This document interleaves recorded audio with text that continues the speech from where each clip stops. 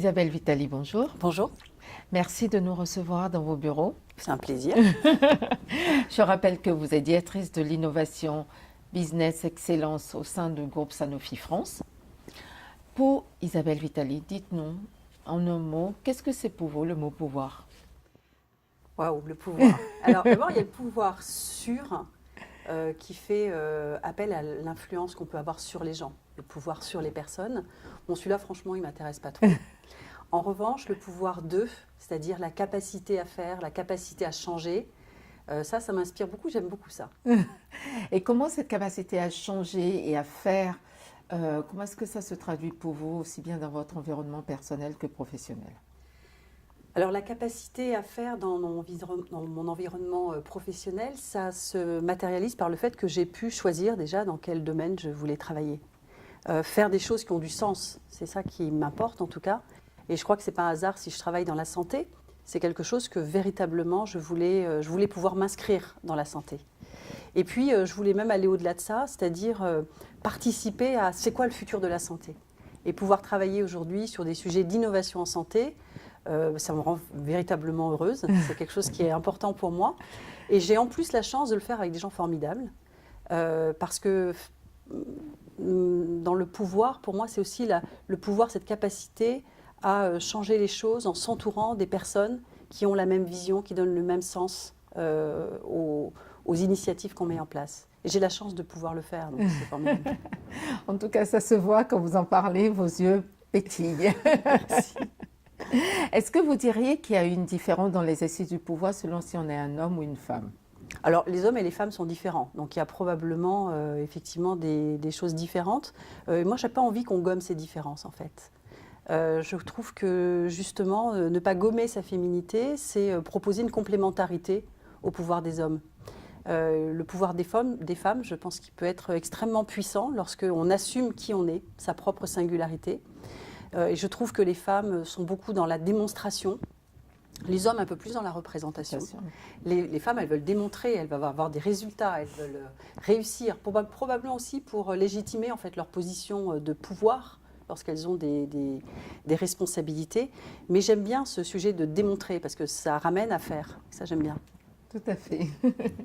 Comment arrive-t-on à préserver l'équilibre entre une vie personnelle et une vie professionnelle quand on est une femme de pouvoir, qu'on a des responsabilités et qu'on doit emmener aussi les autres à changer, à aller dans la même direction que vous? Comment arrive-t-on à faire ça?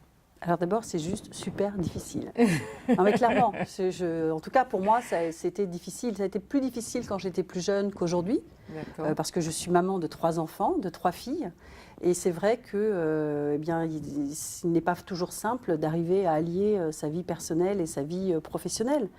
Donc ça demande beaucoup d'organisation, ça demande de bien s'entourer aussi. J'allais dire à l'extérieur de l'entreprise, dans sa vie, mais aussi dans l'entreprise. Ça demande de beaucoup communiquer, hein, beaucoup parler, beaucoup s'organiser. Très bien. C'est ce que disent beaucoup de femmes aussi, notamment des femmes nord-américaines disent ça, c'est fondamental. Le choix de son entourage, du compagnon, des amis, c'est fondamental si on veut réussir sa vie professionnelle. Oui, je suis d'accord. Je crois que c'est pour réussir sa vie professionnelle, il faut faire de belles rencontres au sein de son organisation de travail.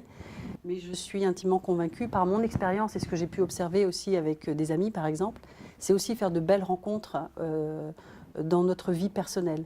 Moi, j'ai eu la chance de faire une belle rencontre d'une nounou absolument extraordinaire, voilà, qui s'occupait de mes enfants pendant 20 ans. Et grâce à cette dame, j'ai pu en fait vivre ma vie professionnelle. Et grâce à mon mari aussi, qui a su s'impliquer auprès des enfants. Et puis grâce à mes enfants, qui ont accepté le fait que j'aime travailler. Et je le répète souvent, j'aime mon travail. Je me régale dans ce que je fais.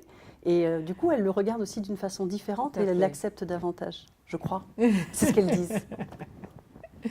Donc pour vous, le mot sacrifice, ça ne fait pas partie de votre vocabulaire parce qu'on entend souvent dire que des femmes qui ont du pouvoir, qui ont réussi, elles ont dû sacrifier quelque chose. Mais à vous entendre, finalement, ce n'est pas votre cas. Alors, c'est pas exactement ça. Des choix difficiles, oui, Mm. clairement, hein. Il y a des choix qui sont compliqués à faire lorsque vous laissez votre petit qui est malade parce que vous avez une réunion, que c'est des choix qui sont difficiles. Donc, dire que tout est simple, ce serait mentir, hein. Mais ce n'était pas des sacrifices parce que c'était quelque chose de partagé. D'abord, partagé avec mon conjoint, partagé avec mes enfants et des petits bébés, hein. Je leur expliquais en fait ce que j'allais faire. J'ai pas eu un regard, comment dire, négatif de mon entourage proche aussi, mes parents, parce que je sais qu'il y a des parents qui parfois mettent un C'est peu la ça. pression sur leurs filles lorsqu'elles ont de jeunes enfants. Moi, ça n'a pas été le cas. J'ai plutôt eu un entourage qui me donnait confiance, qui était plutôt fier de ce que je réalisais. Et puis aussi, j'ai toujours été très claire avec mes employeurs. Et je pense que ça, c'est très important. C'est-à-dire leur dire que ma famille était très importante. Par exemple, quand je reçois un coup de fil de mes enfants, je prends au téléphone, même quand je suis en réunion, ou c'est très rare quand je ne le fais pas. Voilà, et j'ai toujours été très claire avec mes employeurs. Ça, c'est un point qui est très important, je pense. En tout cas, clarifier qu'est-ce qui est prioritaire et à quel moment ça l'est. Exactement, je crois que c'est ça qui permet l'équilibre en fait. Tout à fait. Est-ce que si vous avez un conseil ou un message pour une jeune fille qui souhaite accéder dans quelques années au type de poste que vous avez, ou en tout cas une responsabilité, qu'est-ce que vous lui diriez? C'est ce que je dis à mes filles alors, c'est ça? Oui, c'est ça. C'est d'abord quel est ton rêve? Les jeunes filles que je rencontre, même qui démarrent leur vie professionnelle dans l'entreprise, souvent elles parlent de plan de carrière. C'est ça. Et moi je leur dis mais non, mais d'abord c'est quoi ton rêve? C'est pas d'être directeur marketing, c'est quoi ton rêve? Tu rêves à quoi? Donc c'est déjà de savoir quel est son rêve. Et puis ensuite c'est accepter l'ambition. Ça je crois que c'est quelque chose de très important parce que pour les femmes, j'ai vécu ça, mais je l'ai beaucoup partagé avec d'autres.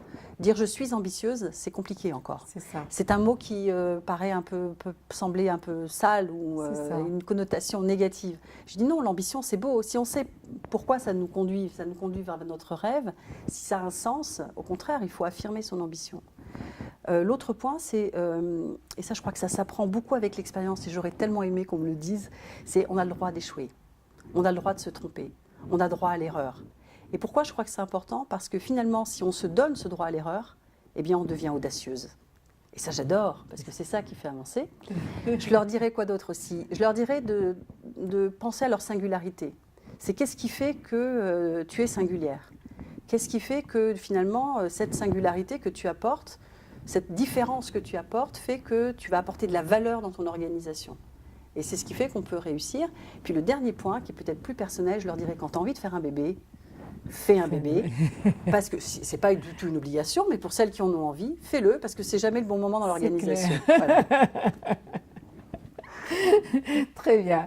Est-ce que vous avez identifié dans le cadre de votre entreprise ou ailleurs, en France ou à l'international, une pratique que vous estimez innovante pour contribuer justement à l'égalité des chances, à la parité, à la diversité au sein de l'entreprise ou au sein de la société tout court?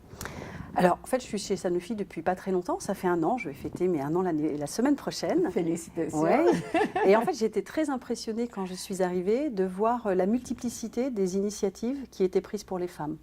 Parce que je pense qu'il est important qu'à un moment donné, on donne la possibilité dans une entreprise aux femmes de se retrouver aussi. Pour parler de ces sujets, comme on le fait là maintenant, entre nous, entre femmes. Tout à fait. Et donc, c'est participer à des forums, comme participer au Women's Forum, mais c'est aussi permettre à des réseaux de femmes de se constituer.